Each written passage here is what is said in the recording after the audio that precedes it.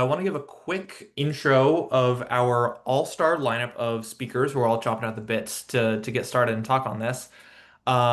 So first up, I'm joined today by the co-founders of Better Career, starting with Maddie Stremick and Yuji Higashi. Maddie, where are you calling in from? Yeah, so I'm in Nashville, Tennessee.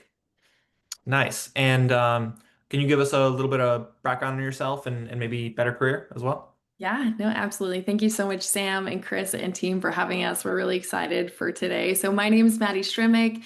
Like I mentioned, I'm based out of Nashville, Tennessee. My background is really in HR and enablement at PreSales Collective, but now am co-founder along with Yuji of Better Career. So, we happen to lead a very small but mighty global team of former pre-sales leaders and pros who help us actually coach thousands of SEs and AEs specifically within tech. So we work to help them get promotions, to help them find roles, and are working with folks that are maybe career changers all the way to VPs. So working with a lot of different individuals. And then also on the employer side, we actually work to help them match their open roles with talent. So that means really we're on both sides of the fence, which I think is really great when it comes to today's conversation. Why I'm super excited to kind of talk about AI and career development is we hear and see, all of these interview processes across these companies, and we talk every day with sales and pre-sales leaders. So we get a lot of insight into how people are currently viewing, like, what does it take to be a successful SE in our current, like, very AI forward climate. So I'm excited to really share like what we're seeing currently in the field and then ultimately how you can leverage it to kind of upskill and continue to grow your career. So that's a little bit of insight into Better Career, and I'm going to go ahead and pass it off to Yuji to do an introduction. Thanks, Maddie. Yeah, it's so great to be here with you all. A lot of familiar names in the chat already. So great to be here. Excited to get into the topic today. Maddie gave a great description of a Better Career. I'm a co-founder with her of Better Career.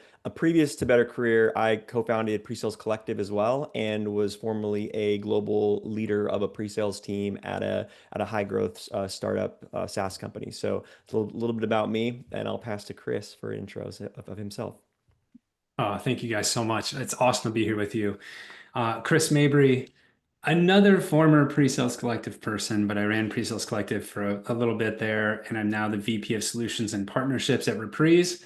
What the heck does that mean? That means I run the solutions team and all kinds of other aspects. I'm a solutions nerd. I love the skills. I love the profession. Sam, thanks for having us today. Yeah, thank you all for joining. And Eugene, Chris, remind us where are you guys calling in from? I'm in Seattle. Seattle? Chris?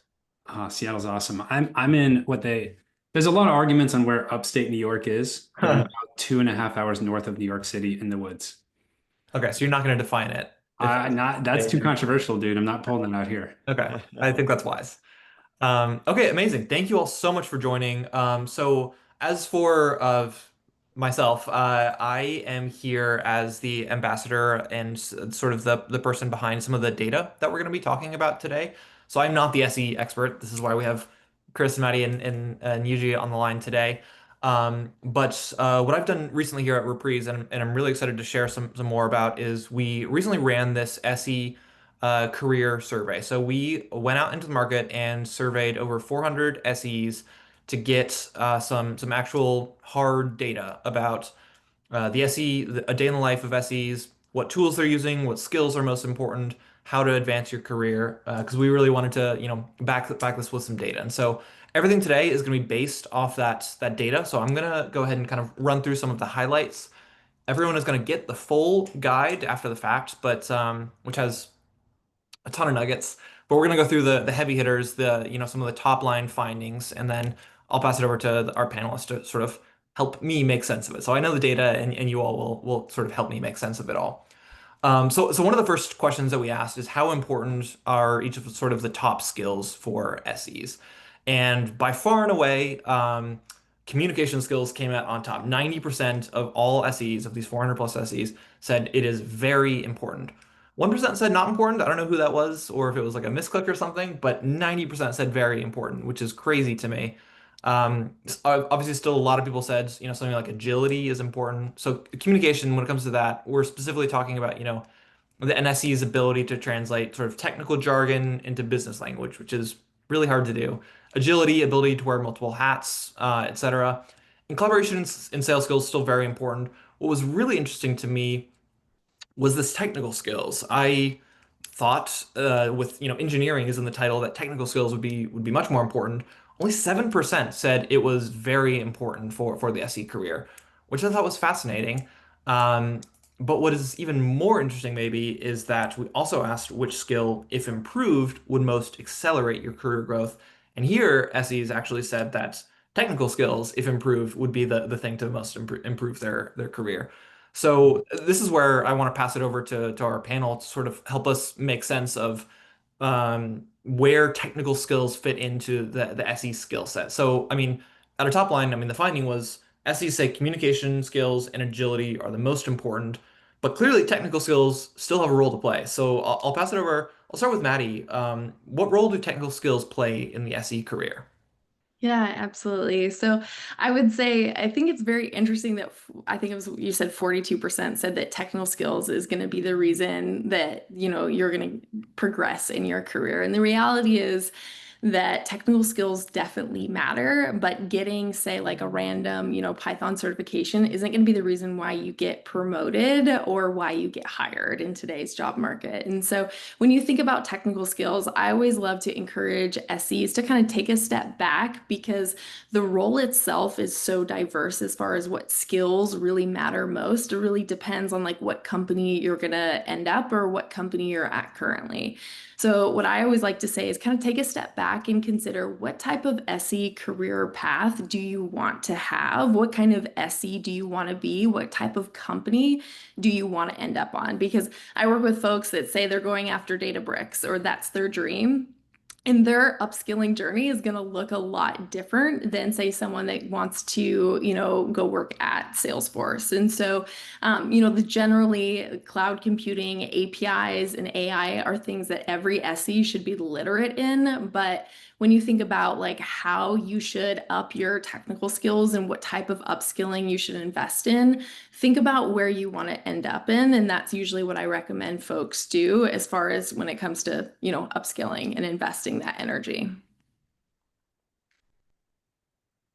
Yeah, I'll jump in here That's awesome. too. Yeah, Yuji, Oh, what do you yeah, make of yeah. that? No, so no, I mean, I might have made a great point about tech skills and really finding a lane and a way to kind of push forward and the types of technology you want to learn. I'd say that generally the way I think about this is technology evolves very, very quickly, and it's evolving even faster than it has in the past. And so some of the three main ways that I would prioritize how to think about the technical skills or just skills in general that you want to focus on for an SC are these three. One is soft skills. Soft skills are always going to be important. They traverse your entire career, especially if you want to move into management ranks. Like that's going to be the most important set of skills that you're going to need: how to influence people, how to persuade, how to manage up and down and sideways.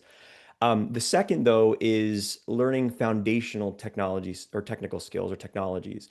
Again, skills that will traverse a lot of different technical domains. So things like data languages like SQL. SQL is a language that has been around for 50 plus years, and it's probably not going anywhere. So it's a really good foundational data language to learn that is going to apply to a lot of different newer types of data languages. APIs would be another good one to invest energy to learn more deeply because that's how software talks and is connected, and APIs are everywhere. And so that's something that's going to be relevant for any software or technology that you dive into. And then security, right? Security is really broad, but generally understanding foundational security concepts are going to be very helpful for you in your career because it applies everywhere and it's always going to exist and be important. Now, the third thing, though, that I think is very important to talk about, especially as you think about how quickly technology evolves and the pace is continuing to get faster, is learning how to learn skills quickly based on how you learn best. And what that means is just you got to find a way to learn new technology very quickly, because if you don't, you fall behind very quickly. And so think about how you learn best. For me, as an example, it's working on well, one, it's being hands-on. And so something I'll do when I want to learn a new platform, a new technology, is do a side project. Find some problem or some use case I can get into the software and play around with so that I can learn it very quickly. And that's one of the things you have to learn for yourself is how do you learn quickly and then start doing that over and over again throughout your career based on the new technologies that pop up and exist. The last point I'll make on this, especially because I saw there was in the poll, there were a lot of job seekers on the line, folks looking for jobs. And one thing I'll say is that if you have a skill gap based on what the job is requiring and maybe a skill or experience that you don't have, it's not enough anymore to just tell an employer or hiring manager that you don't have that skill, but you're willing to learn it and you're eager to learn it, right? Because anybody can say that. And so what you really want to do now is demonstrate how quickly you can learn the necessary skill to be able to show them that you can hit the ground running and start making meaningful contributions in that role to that team. And the way you do that could be going in, getting a free trial account of their software and starting to do the training and start to build out different use cases in the platform. And then create an action plan specifically for them, their company, and the relevant technologies that exist for them, and build an action plan on how you're going to continue to close those skill gaps even before you get hired, and then well into your ramping into your new role. So that's how you really give employers confidence that you're going to come in, close any skill gap that you might have, and then ultimately start contributing to their team in a meaningful way quickly. So there's a lot there, but hopefully that gives you some thoughts or some ideas. That's super insightful. Both Maddie and Yuji. I mean, I'm sitting here thinking, yes, like shaking my head. You know what this boils down to me though, what I'm hearing is hunger. It's like this hunger to learn, the eagerness to learn, the eagerness to stay on your toes is what really stands out. And I love that. The way I think of tech is the foundation of the house. You got your house, you can build your house however you want. You can make it pink, blue, yellow, white, whatever. But the foundation is critical. And generally, you're going to set up a foundation of technical skills that can push your career. And you can actually use those skills at different companies. Myself, I built the foundation on network engineering. I was scrappy. I was like the guy who was a data center engineer. And I built the house on top of that foundational knowledge. Now, some people ask me, hey, Chris, how did you go from network engineering to being like in board meetings? I learned sort of in the scrappy on the job kind of ways. And one thing I did is I started a side job, UG, to your point on the side gigs. So I started running a Airbnb rental and I started running a P&L for the first time. And it was really small and sort of like non-consequential, but it gave me a lot of the terminology and stuff that helped me build on top of that skill set. So I had my foundational network engineering skills, but now I'm talking about making decisions on budgeting and making decisions on other areas. And so I think having that foundation is absolutely critical. When anybody interviews you, they're going to look for it. Once you've got it, it's how hungry are you to keep pace with the market and how hungry are you to keep on top of the learning. One quick thing. Well, a couple actually. So we're getting some really interesting stuff in the chat. Someone asked specifically, Trevor asked, do you suggest having the action plan prior to passing the application filter? I believe that was to Yuji, what you were saying about when looking at a job application. Yeah, that's a great question. So it depends. It depends because you have to balance the energy you put into every application versus, doing this potentially later stage. I'd say the ideal place to do it, to balance that is after you've passed the recruiter screen and when you're going into the manager conversation, because the manager is going to have the most appreciation for that action plan. And so doing it that stage is typically going to be the best. But if you find yourself not getting through the application filter that often because you feel like you do have a decent gap in experience or skills, then in that case, it would be worth doing it ahead of the application filter so that you can even get that first interview. Cool. Yeah, you got Travis, it, Trevor. thank you for the response. And I'll call up, Brian also said, and I think this lines up, Chris, with what you were saying, moved into cybersecurity and using free time to learn the field. So that speaks back to the, yeah, exactly, free time. Someone also asked, I just saw in Q&A, and you can ask questions in Q&A or chat. They said, love the guide, was wondering if the data came from pre-sales leaders or ICs or both. It's about a 50-50 split, so covers the gamut. I believe the data was the vast bulk were between 4 and 10 years of experience. But again, within that, there were some like people with a bunch of tenure who were ICs, and then we had some early stage leaders as well. So really ran the gamut. Um, all right, cool. I think I would love to move on because we have a couple more data points to cover, but this was a fantastic conversation that I personally have follow-ups for, but I'm sure people here do as well. But wanted to move on to sort of the next a big finding that we had in the career guide and as part of this survey. So we asked SEs how they spend their time. We wanted to get a better idea of what SEs day-to-day was like. And here, you can see at the top, internal meetings absolutely took the cake as like the biggest chunk of time for SEs. And obviously, some internal meetings are super, super important. You know, it's obviously very important to be collaborative and working together as you build out POCs and, you know, build out custom demos, etc. Obviously, some internal meetings, especially like standing ones, can get to be a bit of a drag on someone's calendar. So that stood out to me as like an area of potential inefficiency. I'll say I think a lot of these make a lot of sense. Working with sales to enable them, giving demos, designing and building solutions, troubleshooting. This is core SE work as I understand and see it. But then the other thing that stood out was at the bottom here we have customizing demo environments and maintaining demo environments.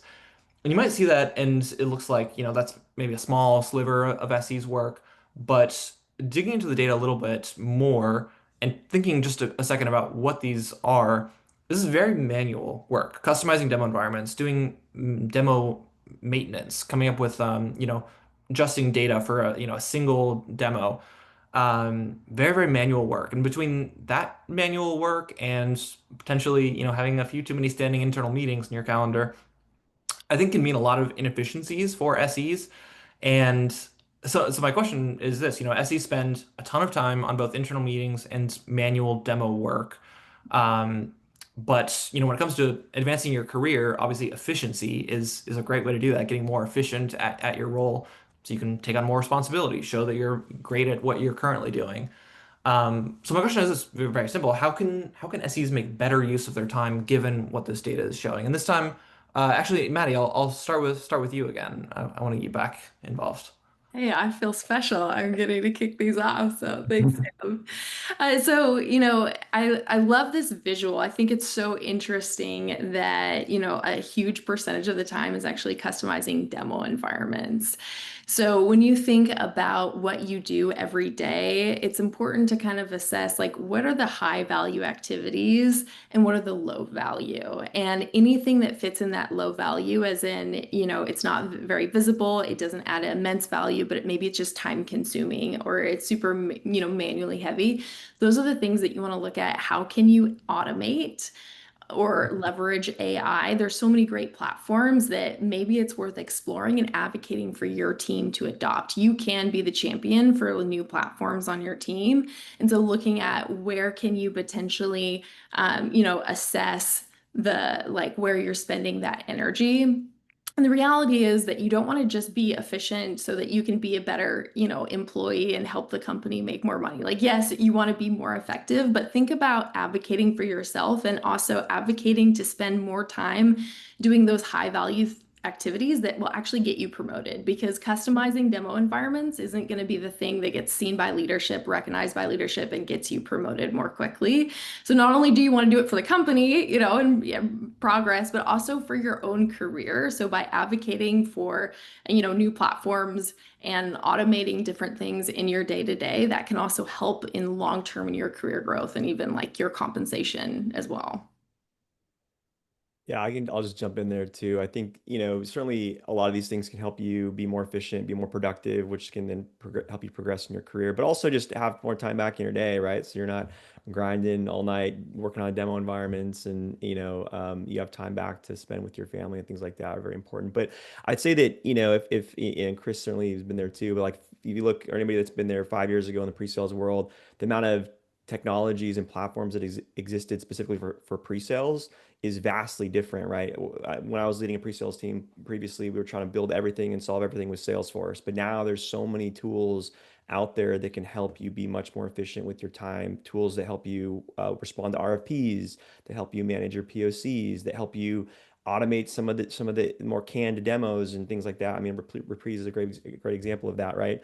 So there's so many tools out there, note taking, like recording videos with Loom and things like that, that can replace whole meetings, entire meetings, in that way. So there's a lot out there that you want to try to, like Maddie said, advocate for, get your team to invest in those tools because they can really, really help.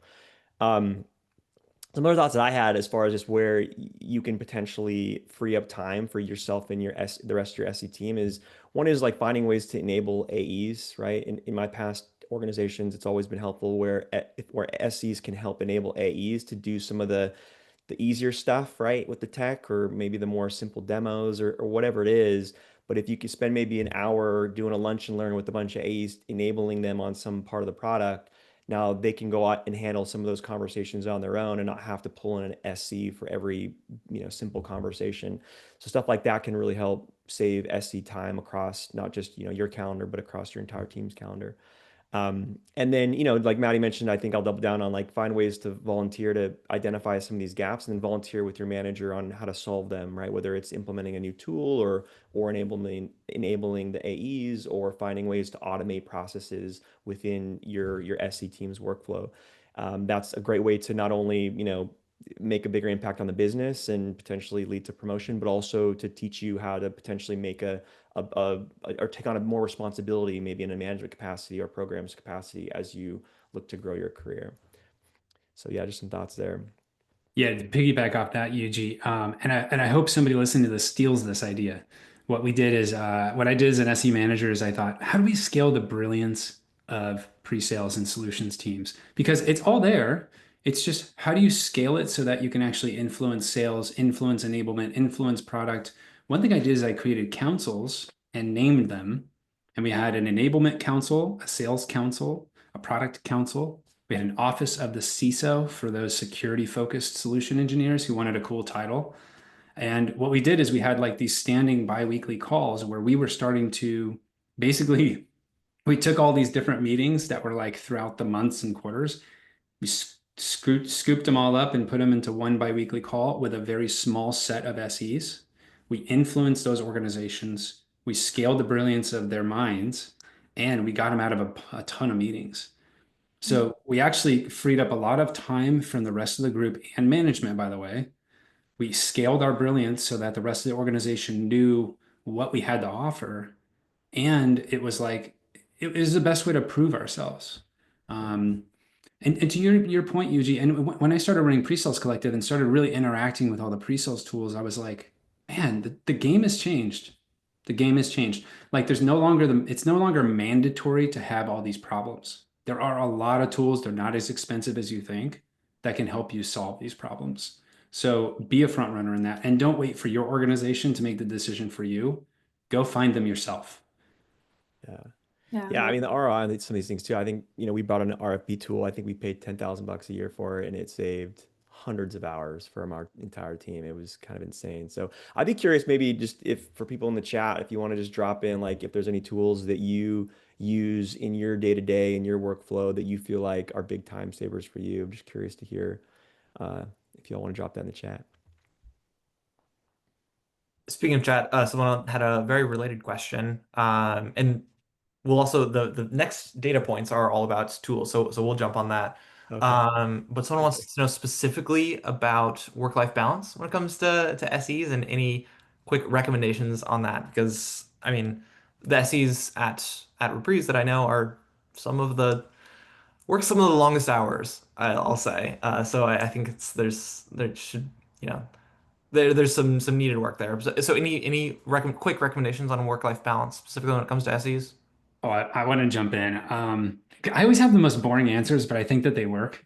Track your time, Mm, track what you do, and give yourselves a few weeks of tracking that, and look at it when you're done, and you'll be astonished at how much time you spend on things you likely aren't moving the needle on. Yeah. And then work to remove those things. You can bring it to leadership, you can do it yourself, whatever it is. If you're a leader, track your team's time and X out some of those hours. Yeah, it's a good exercise for sure. Yeah.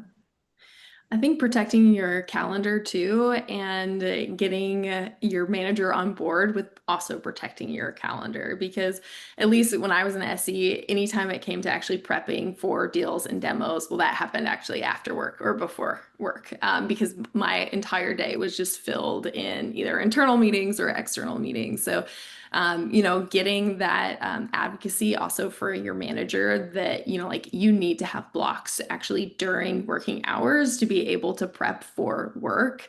That's another thing that I know it's not always, super feasible. You may not have a manager that cares as much about that, but something to try to advocate for and, get them on board for because it makes all the difference. Cool. You just got a 100 emoji in the chat. So I think a lot of people are agreeing. And a lot of people are also putting in some great tech that they're using, which is a perfect segue to our next section, which is around AI. So a lot of people are well, I'll just start by, saying the obvious stat that we found here, which, I could have guessed this, but like the vast majority of SEs are talking about AI and saying it is going to be either be very important or somewhat or important. And only 3% said not very important. So again, I wonder if those were misclicks or not. And I think speaking of, time saving and speaking of new tools you can adopt for surprisingly cheap, I think in a lot of cases, AI is going to be at the top of that list in a lot of places. And similarly, we asked a question in our survey around which emerging trends will be most impactful for SEs. And again, very much at the top, 40% said automating processes with AI would be the single most important trend for SEs. So it is very clear, when it comes to protecting your time, adopting tech, AI is really exciting, and SEs in particular seem very bullish on AI. But I think it is showing up in a lot of different ways, and I think there's a lot of uncertainty still around how exactly to best implement AI, and in particular in the context of what we're talking about today. My question is, how can SEs take advantage of AI to further their careers? And this time, I'll start with Yuji. What do you make of this? Yeah, I think the first thing I'll just say is that, because there's so much innovation happening, the great way to take advantage of AI is just learning as much as you can so that you can use that as a differentiator in your career, right? Just like when any new technology comes out, the people that really lean into it and learn it very deeply and try to be on the early edge of innovation in that space typically can use that as a great advantage in their career. So that's one that I would say. The other one that I think is very important, and I mentioned earlier, and we all know that soft skills are super important. What's gotten really good with AI is the ability to improve your soft skills very well, and that's through using things like AI coaches. We use a tool called Mhm. Udly to help our clients with interview prep, and they can basically do unlimited practice with an AI and interact with it just like in a real conversation. They can practice their storytelling. They can practice how they do discovery. They can practice how they talk about their what we call their personal value narrative, and just get really good feedback on it. And somebody in the comments I think mentioned that communication is and soft skills are really table stakes for an SE, which they are. But what we find time and time again with people we work with is there's always room for improvement there. And now you don't need necessarily a human to interact with to get better at those things. You can do that through working with an AI coach. That's something that's come a long way, especially in the last probably 12 months, even as far as being able to work with the AI coach to really get better at how you communicate in your soft skills, especially verbally. So that's one I'll throw out there. But curious to hear what the rest of the panel has to say. Brandon, really quick, what was the name of the technology again? Someone was asking in the chat. Yeah, it looks like Diane just put it in there. It's Udly AI. Oh, okay, Is one amazing. Thank you, example of Diane. that. Yeah. Yeah. And just something to jump on here since Yuji was talking about Udemy and going back to the technical skills. So it's clear like a lot of SEs are concerned. I need to get more technical. And a lot of times you're looking at like certifications and programs. But going back to the aspect of how do you apply or demonstrate that you actually have that technical acumen, something like Udemy AI, not only can you improve, just general communication skills, but you can actually get practice talking about those technical concepts because in interviews, For example, like you also need to communicate how well you know something. And so being able to actually practice not only like your presentations, but maybe the integration workflow that you have to talk through. Actually verbalizing that out loud is going to help you become more confident with those concepts if they're new to you, and actually talk through some of the things that you've learned. So that's just something to kind of consider with like something like Udemy, is you can even use AI to help you talk about AI. That's really cool. I love the concept of saying things out loud. I'm such a fan of this. Like, I talk to myself all the time, mostly when I'm by myself, but not all the time. And I think that saying things out loud changes everything. It's, you hear your own voice come back at you, and you're like, "Ooh, I don't know if I like the way that sounds," you know? Or you're somebody who records a lot of stuff like me, and you're just tired of hearing your own voice. That's fine. Um, you guys talked about, sort of using AI and in helping you get those skills, which I love. I just clicked the link to save it myself. One thing I would offer is, um, if you're currently in a role, you're a manager, you're looking to scale where you are, again, find that really annoying problem nobody wants to deal with, optimize it using AI. So optimize it, get out of the spreadsheet for the RFPs, get out of building your demo environments, those kinds of things. Like, solve a problem for everybody using AI. That goes a long way. Solve the boring problem. And then I'm super focused on getting back to the human connection side of our profession, getting out of the build your demo environment, getting back to connecting with people in person if we can. So do anything you can to get you there, whether it's optimize what you're doing, take your team meeting notes, use AI, summarize it, make more use of it, just solve that little silly problem and get back to making the real life connections that we are really good at. Mm. I love that you brought up to note takers. I am such a huge fan of AI note takers, but even beyond that, the interactivity that exists within them. So we use something called Fathom AI, and I cannot live without it. I feel like I know there was a world where we didn't, but what's really, really key here is not only is it recording the whole session, giving me a summary, but I can then go back and ask it questions. Hey, can you summarize what I said about X, Y, and Z? If I'm looking at one of Yuji's calls and I need to like figure out like, well, what did that client, say about something? And I always think about back when I was an SE and feeling insecure about trusting my AEs to have a discovery call without me, and feeling like they're not going to capture great notes, and what's going to be in Salesforce is pretty much non-existent, and how great it would have been if not only had I had the session recorded and a summary, but I could have asked it questions. What were the top 3 challenges? Was this covered? Did they bring up this? What competitors were mentioned? And being able to actually interact with it. So that's another thing, is like, not only now does it record and take summaries or give you summaries, but you can actually interact with a lot of these note takers. Come a long way for sure. They're like, it's a must have these days. Yeah. Amazing. So we've already been touching on this, but I want to get a little bit even more explicit around the SE tech stack, because this was another area where we wanted to collect some hard data. And so as part of the survey, we asked everyone, like specifically what tools they were using, as well as like what categories of technology they were using. I think unsurprisingly, like almost all of them incorporated AI or now incorporate AI in one way or another.